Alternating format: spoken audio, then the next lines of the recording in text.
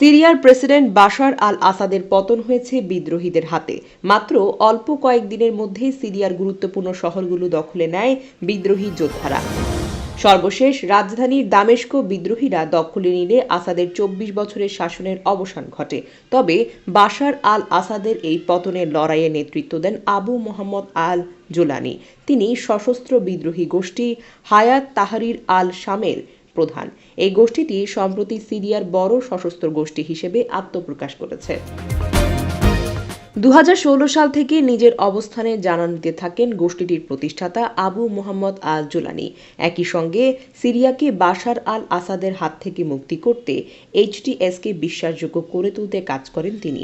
১৯৮২ সালে তিনি সৌদি আরবের রিয়াদে জন্মগ্রহণ করেন। তার বাবা সেখানে পেট্রোলিয়াম প্রকৌশলী হিসেবে কাজ করতেন। ১৯৮৯ সালে তার পরিবার সিরিয়ায় ফিরে আসে, দামেস্কের অদূরে বসতি স্থাপন করে।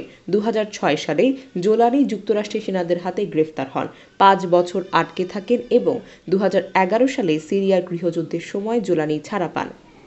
হায়াত তাহরির আল শাম ২০১৭ সালে সিরিয়ান স্যালভেশন গভর্নমেন্ট প্রতিষ্ঠা করেন। এর মাধ্যমে তারা দেশটির ইদলিবে প্রশাসন পরিচালনা শুরু করেছেন। পর্যবেক্ষকদের মতে বাশার আল আসাদের বিরুদ্ধে দীর্ঘ লড়াইয়ে সবচেয়ে কার্যকর ভূমিকা পালন করেছে এইচটিএস এবং এর প্রধান জোলানি। সূত্র আল জাজিরা।